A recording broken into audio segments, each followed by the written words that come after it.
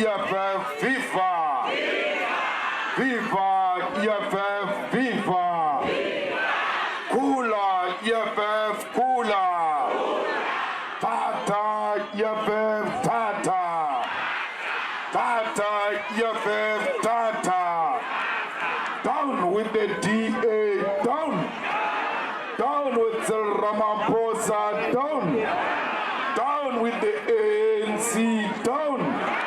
Thank you very much, Deputy President of our organization, Commissar Floyd Shibambo, and our Secretary General, Commissar Marshall Dlamini, the National Chairperson, GSG, and the Treasurer General.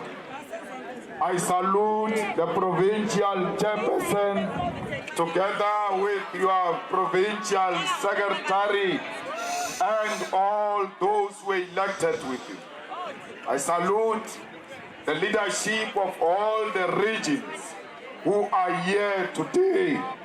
I salute all of you, the ground forces of the EFF who came out in their numbers to come and be part of history. I also want to send my greetings to the pastors who prayed for us, and also send my message to all the business people who made a contribution to this organization and to this event. We salute all those business people who always put their money where their mouth is, who say we support the EFF and are prepared to take the risk and sponsor this militant and radical organization. I salute Abu Koko, Nabumkulu in a tent. Thank you very much for coming here to our occasion. Comrades, I'm in the Western Cape, where John van Riebeeck landed in 1652.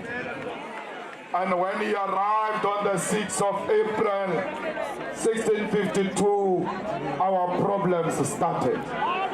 From 1652 until today, the black people are suffering under the great-grandchildren of a criminal called John van Riebeeck, who stole our land. And today his great-grandchildren say this is their land. The children of land thieves cannot claim our land as their own. They must know that we know the truth of what happened since 1652. We are here today in the Western Cape, where people are saying this province must be independent from South Africa. They say so because they want this province to be a province of white people. They want this province to be a mini Europe. This is not a mini Europe. This is Africa. Western Cape is part of South Africa, and Western Cape will not go anywhere. Those who are against white supremacy and those who are against colonialism, on the 29th of May, you must vote for land and jobs now, and you must vote to stop the load shedding. Deputy President, I'm not here necessarily to launch a manifesto, because I've been speaking all over and you have been listening. I am here to tell all the doubting Thomases that EFF exists all over South Africa, including in the Western Cape. We are here in Kukule too, where our people are suffering, because that is where we belong. But we know that once we vote on the 29th of May, the suffering of our people will come to an end. Comrades, we are in big trouble. And I was asking Guyani, who claims to be closer, and I said, if I say in public, Sisekake, will I be saying something wrong? Because Sisekake,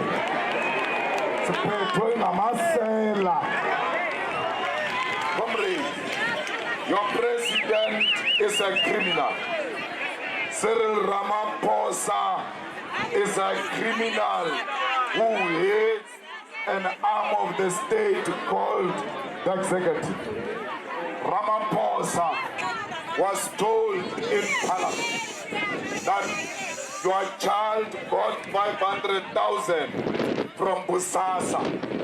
He immediately answered and said his child got the money from Busasa because his child has got a consultancy company. And that consultancy company is doing work with Busasa. After responding like that, he immediately wrote a letter to the speaker to give a different answer. That no man, that 500 was not for that.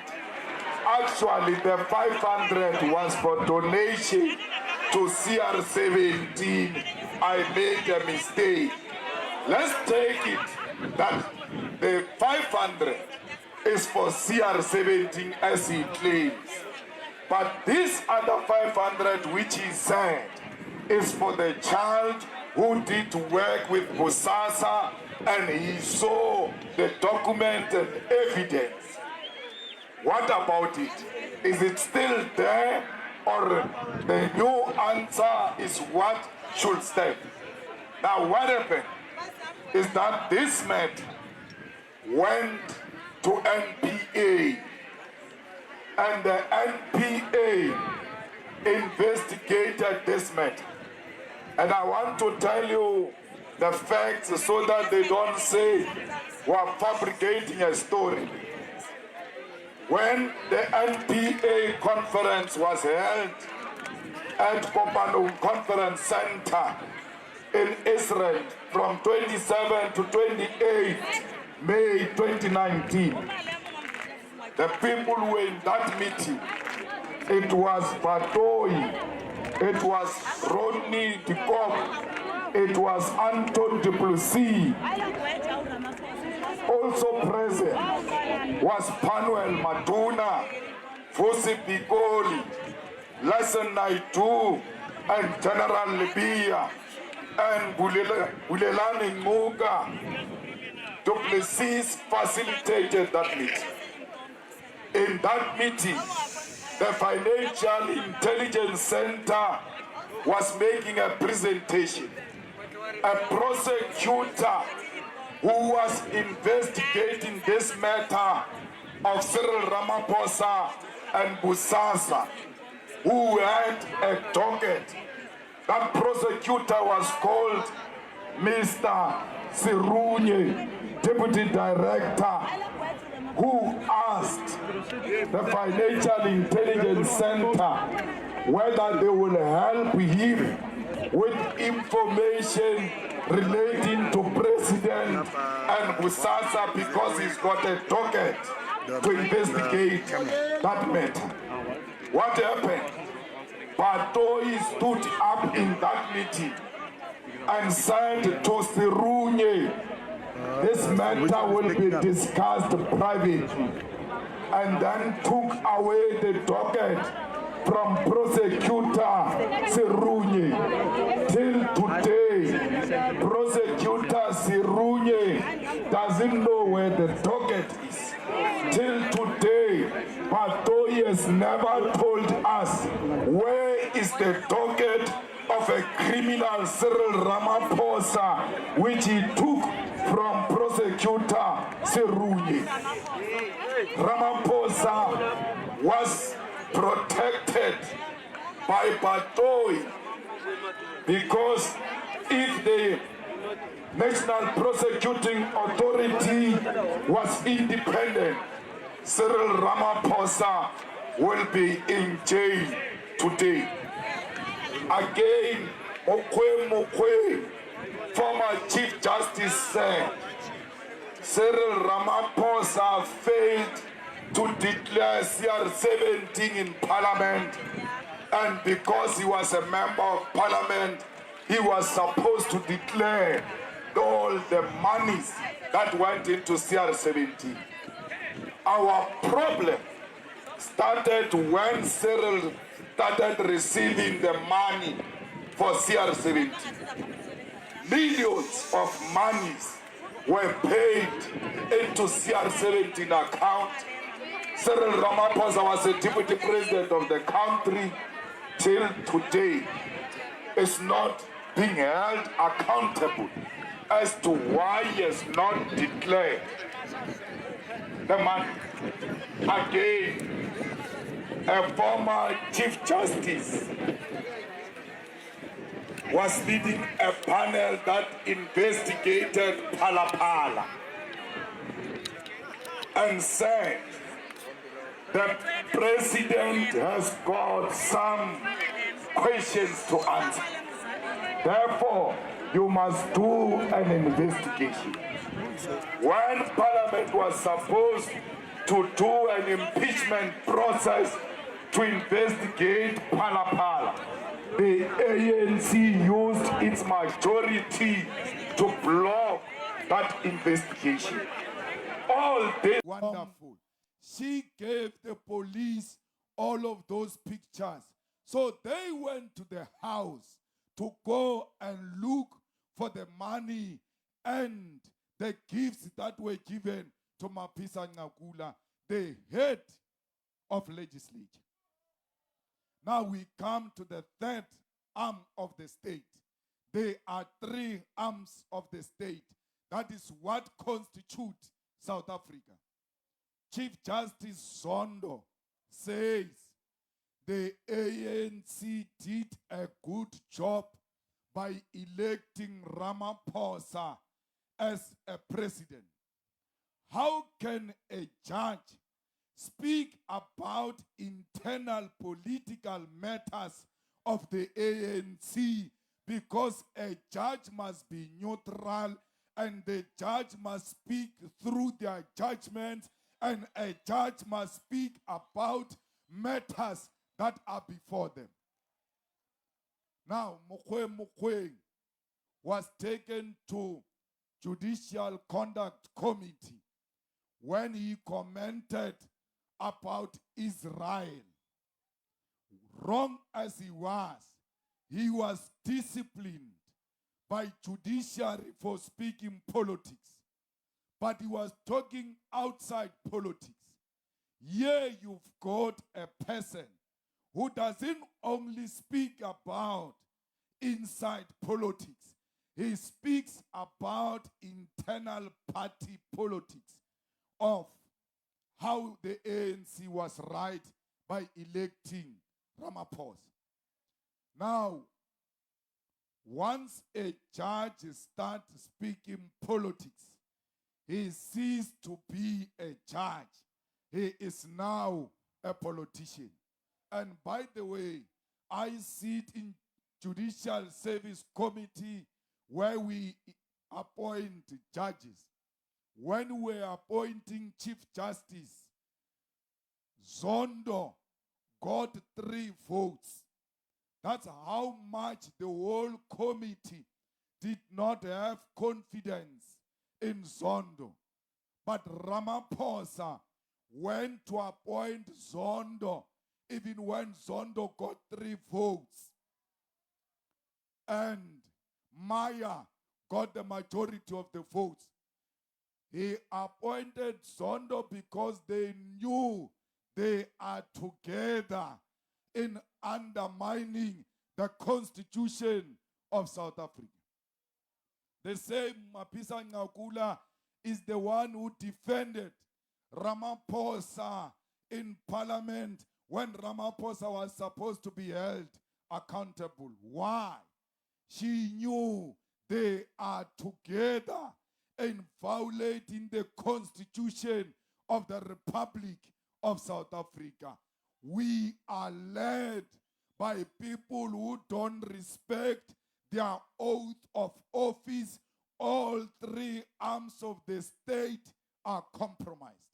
Now, as if that is not enough, they appoint a public protector who, since she was appointed, there is no single case that you can say as the public was so proud of this investigation of the current public protector.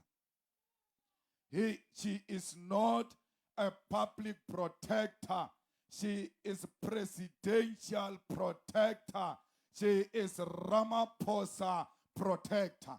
As if that is not enough, now you have the leader, the head of NPA, the NDPP, Batoyi, taking cases from independent prosecutors to defend the politicians. We cannot go into this campaign without exposing how rotten this government is. This government is rotten to the core, and you are the only ones who can stop the rot on the 29th of May. Not only Ramaphosa is messed up, then there is an old woman here called Helen Zille with Botox. She's refusing to age. She's injecting herself every morning.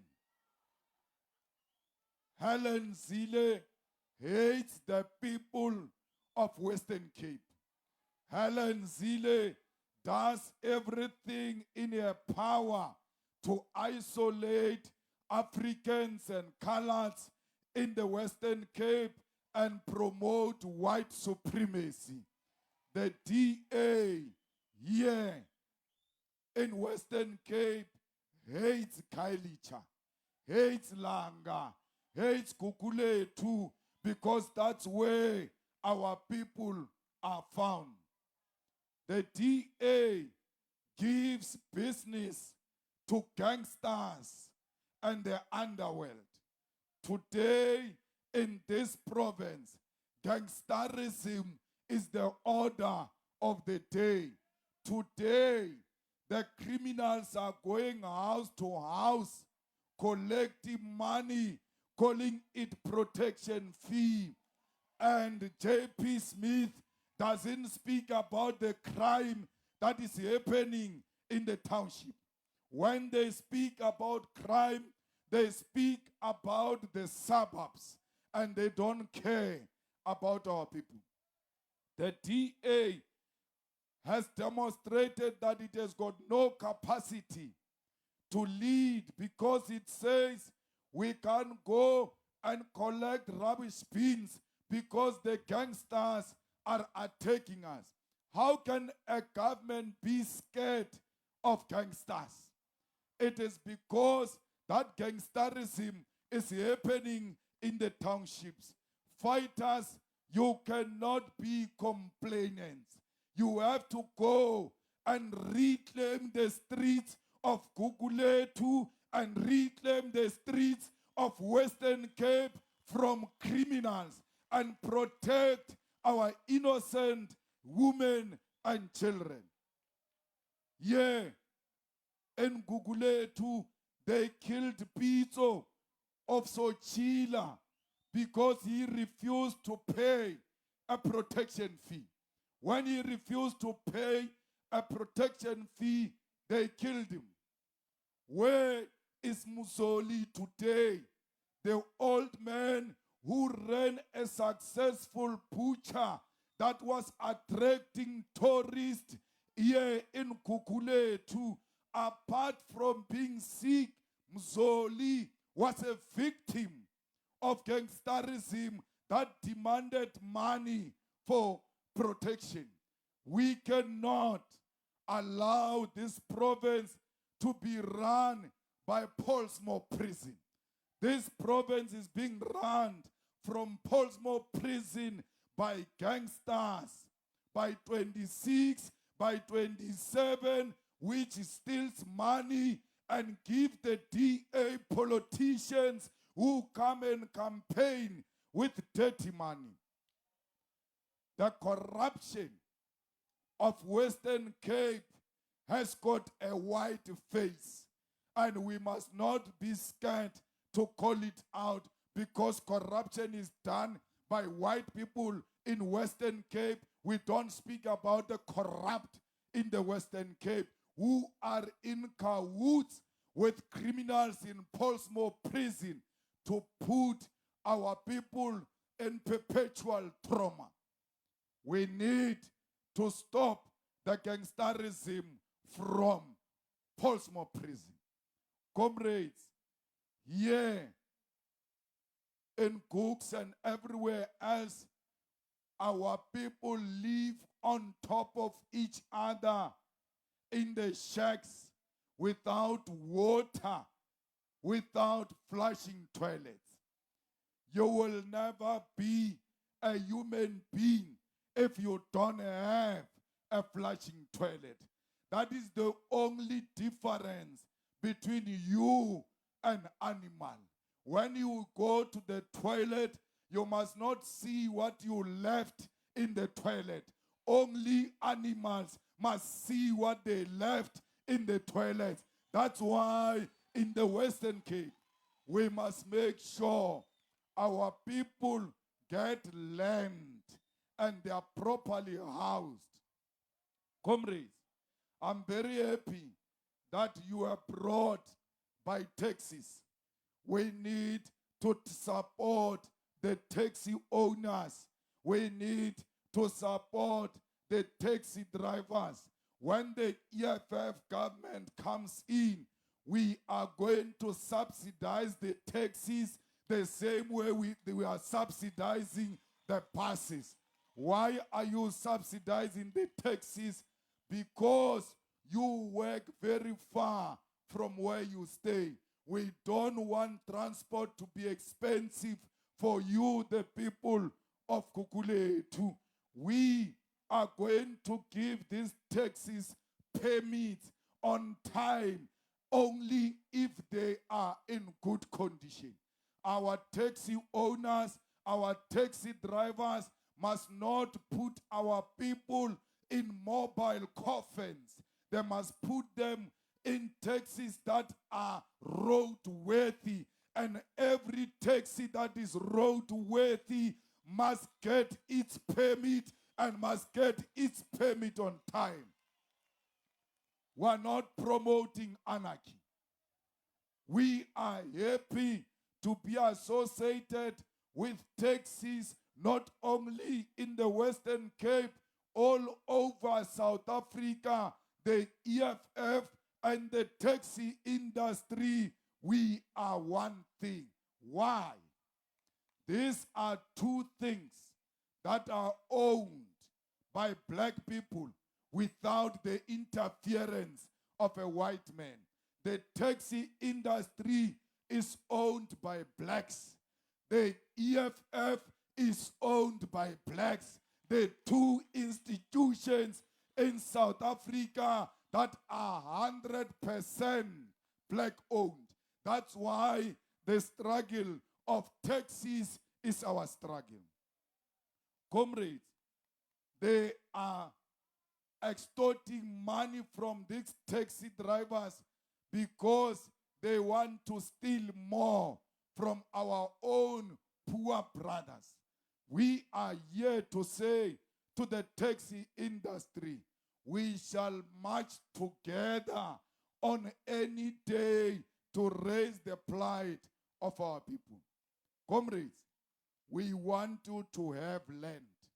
And when we say we want you to have land, we don't mean land in Gugulet. We mean land in Camps Bay. We mean land in all the proper areas including Stellenbosch. Not only land to stay, the land to farm. There is no white farmer that is going to be removed from the land. We're just going to say to the white farmer, the land is too big for one man. We are going to share this land and we are going to work it together. Those of you who are here to record on behalf of Johan Rupert, please tell him when we take over, that is the first land we are going to take in Stellenbosch from Johan Rupert. Johan Rupert is not our father. He cannot feed us. We can feed ourselves. Give us the land so that we can show you that we are the most productive nation all over because we are the hard workers. I want you to farm grapes. I want you to produce wine, not for you to drink, to sell to the drinkers and make money out of that wine. I don't want you to drown in the wine. I want you to convert it into business. Comrades, we want you to be the owners of the land because that is the only thing that can restore your dignity. When you don't have a piece of land, you are like a child.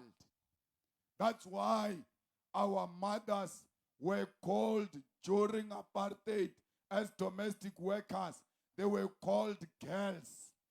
And our fathers were called boys because only boys and girls cannot own the land.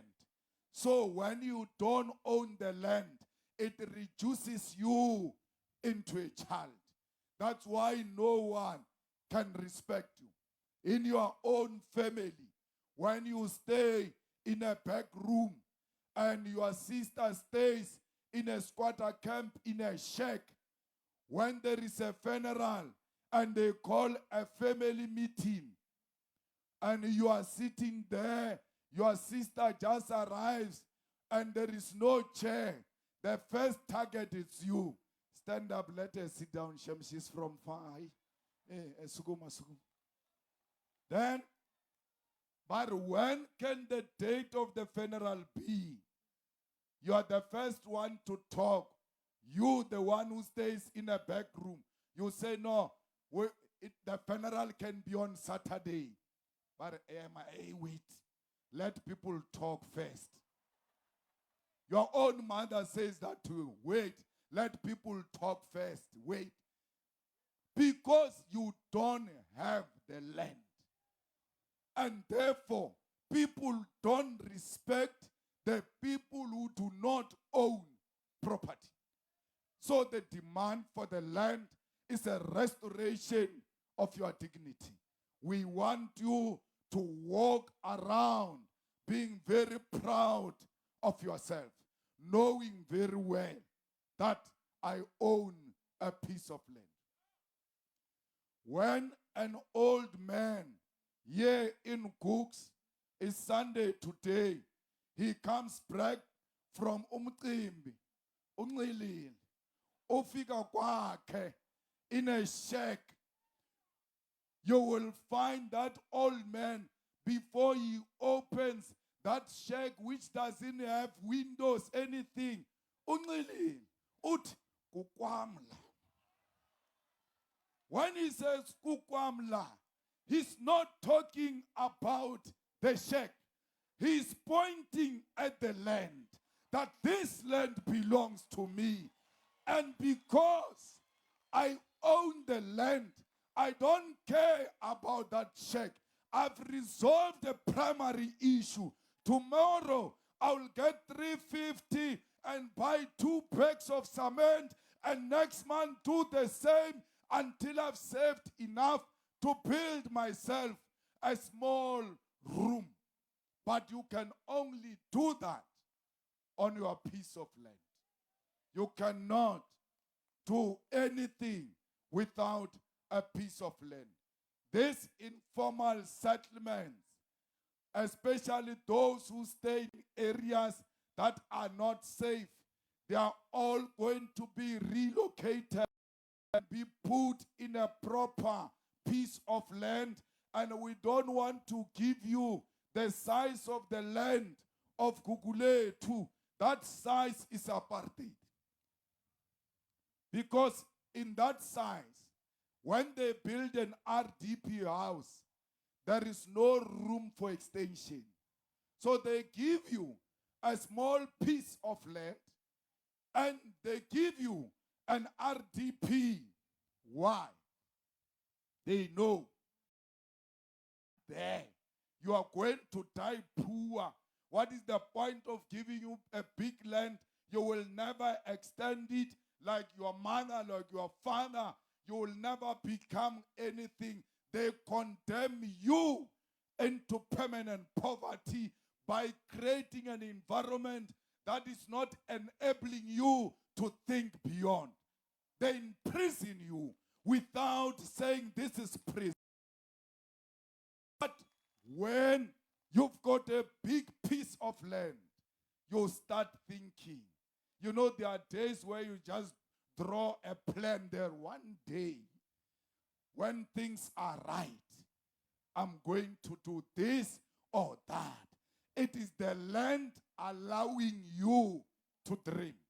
Because the land allow you to dream. Comrades, we want this land of Western Cape to belong to all of us. No one must be called a foreigner in the Western Cape. You are more than welcome, and call all those who are in the Eastern Cape or Gauteng who wants to come here. This is our home, and there's no one who's going to call us foreigners in our own home. Comrades, there is too much fishing here, and fishing, it's a lot of money. The fishing community is being isolated. They even say you are fishing illegally. How can I fish illegally? Because this sea belongs to me. It doesn't belong to any multinational company. You must be the owners of the fishing companies in West Coast and everywhere else. We want you to be the owners of fishing companies and sell to the outside world. With fishing alone, in 1 year, we can create more than 6,000 jobs in West Coast alone. Imagine if that opportunity is given to many other areas where our people know that fishing is not a hobby, it's a business, because money can be made, a lot of it, from that. Fighters, here in Western Cape, tourism is racialized. Many of you are not allowed to own properties in town, and they don't deny you through a letter. They deny you by putting high prices, abnormal prices, so that you don't own property in Cape Town. Tourism of Western Cape, if it's properly run, and we give this opportunity to everyone, this province has got a potential to be a specialist in hospitality and tourism that is run professionally and not as by the way. I told you about Mzoli. The old man was running tourism without qualifications. But Every tourist who came here wanted to go to Mzoli. Imagine if all of you are given opportunities, how many jobs you can create through tourism. We want the tourism of Western Cape to be Africanized. Because these people who come here, they are shown this tourism here as if we are a mini Europe. These people are from Europe. They don't want to see a mini Europe. They want Africanized tourism. They want African experience. That's why they are coming here. These whites who own tourism will never Africanize it. Only you can give the tourist an African experience. And that's what the EFF is going to do in liberating the racist tourism industry of the Western Cape. Comrades, when the ANC thugs go around, they say Malema is going to cut grants. They say when Malema takes over, there won't be grants. I'm not shocked why they speak like that, because they don't read. They are not educated. Because if they read a 265-page detailed manifesto of the EFF, they will come across a section where we say, we are not cancelling social grants, we are doubling it. We're taking it to 4,180, both elderly and disability. We are going to increase the social grant, the child grant, to 1,050 rand, because we believe these children must be well fed and they don't turn into criminals because of poverty. Comrades, always when I say these people must get 1,000 for children, they say you are going to make these people to make more children because they want money. I don't have a problem with that. I want you to have children and multiply. We must multiply even here in the Western Cape. So when you live here, go and work and multiply. Lingalali. We want you to have children. When they say to you, how are you going to feed these children? Where will you get the money to feed these children? Tell them their father Malema will feed them, because he will take care of the poor. Why do you say black people must not, poor people must not give birth? They say you are poor. Why do you give birth? How are you going to support these children? You are so poor.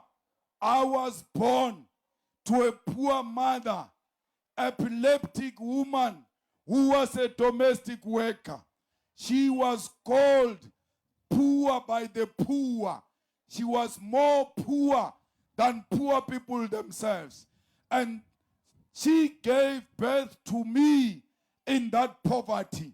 And because she gave birth to me in that poverty, she did not die in poverty. The child born in poverty does not mean will die in poverty. You can be a child who's going to change your own family. When you say you are poor, don't make children. What if that child is the one who's going to change that family? So the fact that we are born poor should never mean we will die poor.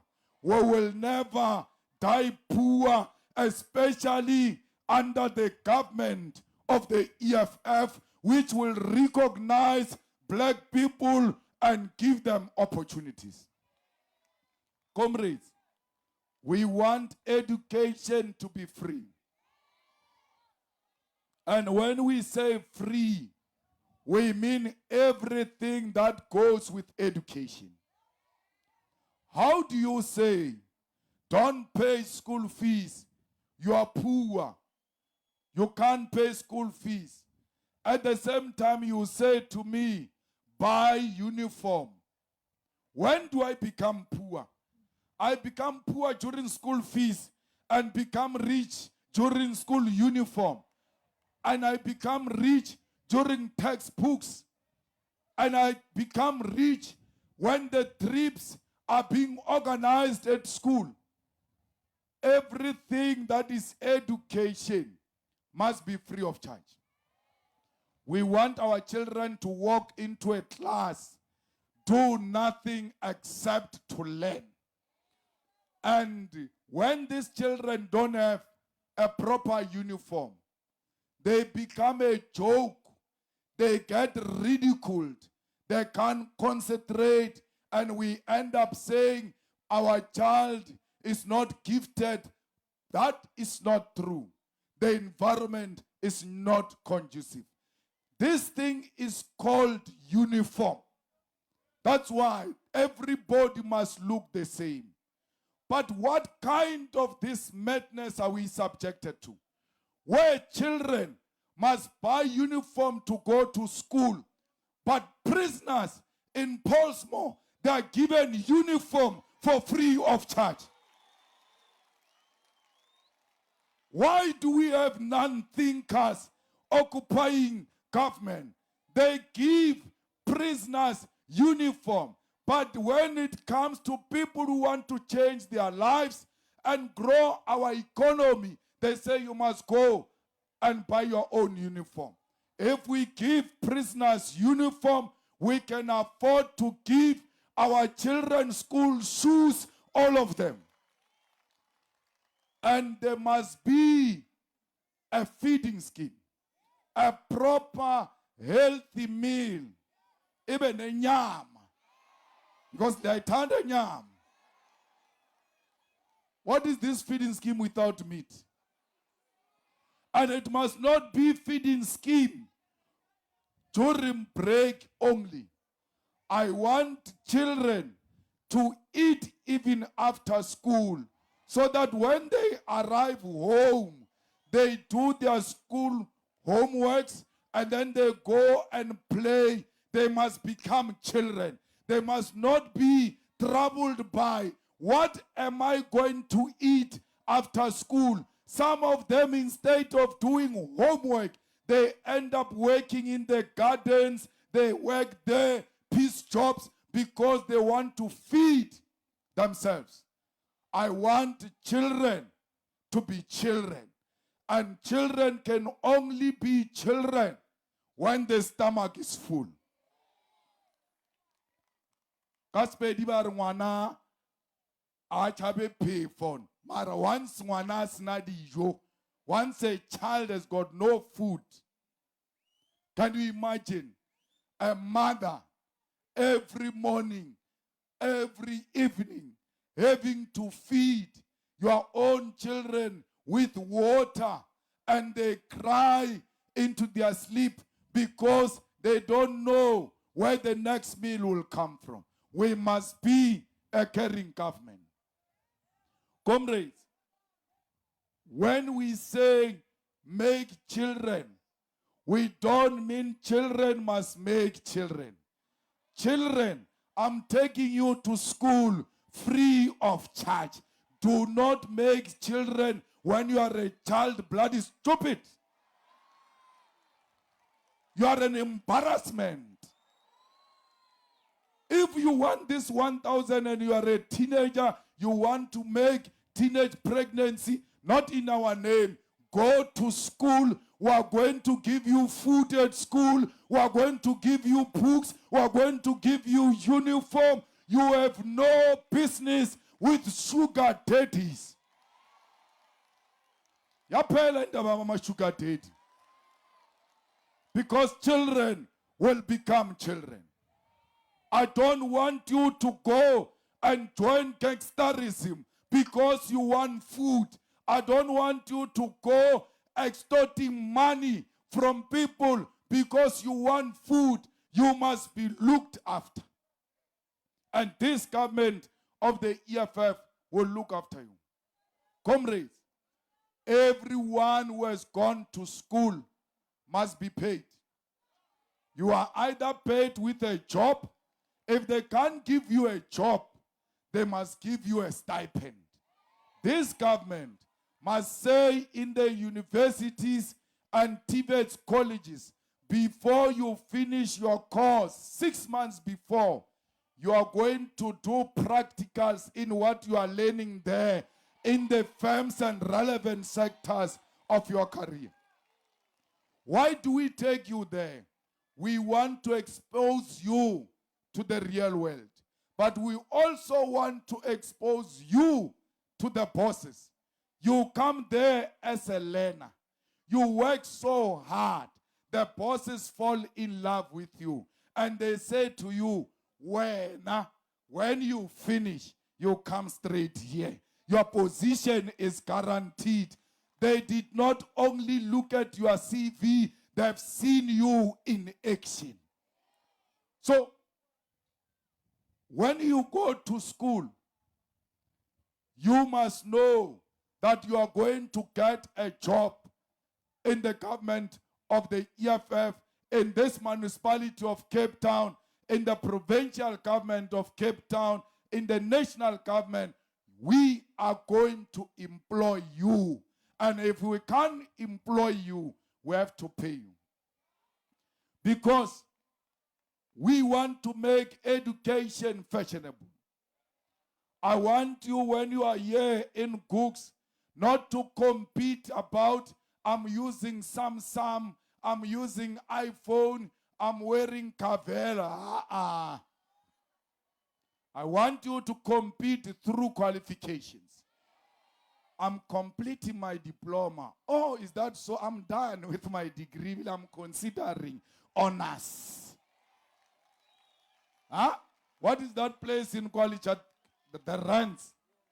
At the Rands. The topic must be how we are going to improve ourselves and become a better vision. We want an educated nation. We are not scared of educated people. The ANC want you illiterate because when you are illiterate and you're not educated, you can't ask educated questions. Out we are taught about Nancy skip, Nancy food person. I want an educated black man to take the food parcel and still ask the relevant questions. Why are you stealing from our government? So you are paid. Now they give you 370. This one with a big nose, he added 20 rand because he's buying your votes. I want you to take 370 and be an educated African. With 370 in your pocket, vote for the EFF and tell them you can't buy me with 370. We will not cancel 370. 370 shall be given to those who don't have matric. Those with matric shall receive 1,000 rand. Those with a degree, they shall receive 5,000 rand. And people must be given according to their qualifications. Now, I'm saying this because if we don't give you jobs or we don't give you a stipend, your children will not go to school. When you say to your children, go to school, but mama, because you've got a degree and uncle is matriculous, but you are both getting 370. What is the point? What is the point? I want them to know that education pays, not only intellectually, even materially. Education must pay. They say, where are you going to get this money? You are just talking, hey, how can you give degree people 5,000? Where will you? Let me tell you, the reality of the situation is there are not so many people with degrees. There are very few people with degrees. There are very few people, by the way, with matric. That's why it will be easy to pay those people because they are few. How do you pay them? We remove deputy ministers, positions, all of them, and we take that money into unemployed graduates. How can a doctor, but there is an unemployed doctor in South Africa, to a point where a doctor must march to ask for a job, having gone to school for 7 years? You come back, you must still march. No doctor must be unemployed. There will never be enough doctors. If there are too many doctors, we'll give each doctor a street. You are responsible for these people on this street. You are responsible for these people on this street, because that's what they are doing in Cuba. Every street has got its own doctor. I want all of us to say on the 29th of May that we are going to vote for clinics that are going to open 24/7. Why should a clinic close at 4 o'clock? The ANC says to you, get sick quickly, we're closing, quick. When you are pregnant, you don't know when you are going to give birth. When it is time to give birth, you go to a clinic at 4:30. They lock the gates, and a pregnant mother gives birth on the gate of a closed clinic. That must change. What is a clinic without an ambulance? What is a clinic without a doctor and professional nurses? Let our clinics be empowered with the latest technology, because we are looking after the primary health of the people we care about. Fighters, all of this can be possible if you say we are going to vote for change on the 29th of May, because no one seated here must not have access to free Wi-Fi. When we take over on the 30th of May, that Vodacom and MTN, they will know us because their data is expensive, and data is information. Without data, we will not access information. Every public space, including this stadium, I don't know why they call it stadium, this park must have, it's not a stadium, this thing. It doesn't qualify to be called a stadium. It's an insult to say there is a stadium in Gugulet. You are playing with people. This is a park. And that thing is not a grandstand, it's still. So, here in a public park, there must be a free Wi-Fi, where the students in the universities, in their classes, free Wi-Fi, in their residence, free Wi-Fi. Why? You must do research and access information at any time. The world doesn't sleep. Why do you say we must have Wi-Fi when we are in a class, but where we stay, there is no free Wi-Fi? I want you to have free Wi-Fi, whether you use it for Facebook or Twitter, it doesn't matter, because Facebook can also be business.